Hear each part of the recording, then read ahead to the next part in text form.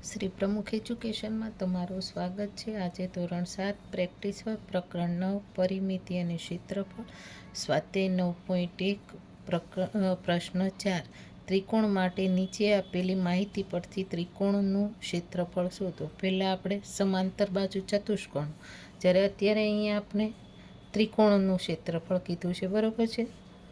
તો અહીં લખીએ ત્રિકોણનું ક્ષેત્રફળ બરાબર 1/3 ગુણ્યા BH, એટલે કે પાયો અને પાયા ઉપરનો વેધ।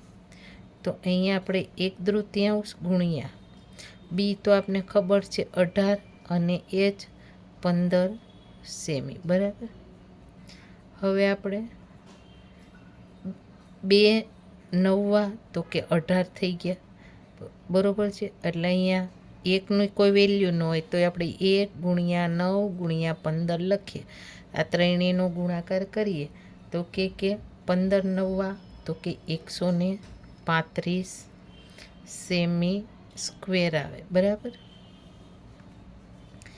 જ્યારે અહીંયા ફરીથી ત્રિકોણનું ક્ષેત્રફળ બરાબર 1/3 ગુણ્યા બી ગુણ્યા ને H, 1/3 બી આપને 16 આપ્યા છે, H 10 આપ્યા છે।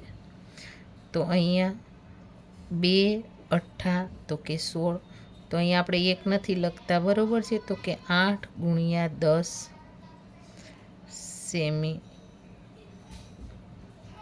તો 8 અને 10નો ગુણાકાર કરીએ તો કે 80 સેમી સ્ક્વેર, અહીં સ્ક્વેર લખને તો પણ ચાલે।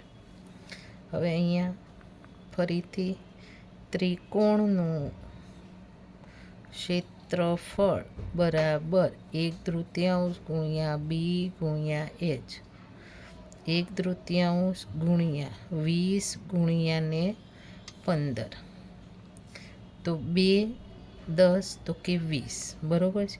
તો કે 10 ગુણ્યા 15, તો આપણી પાસે 10 અને એ લખતા જ 20 સેમી સ્ક્વેરમાં લખી નાખીએ, બરાબર। તો આ મળશે આપને 150 સેમી સ્ક્વેર। ત્રિકોણનું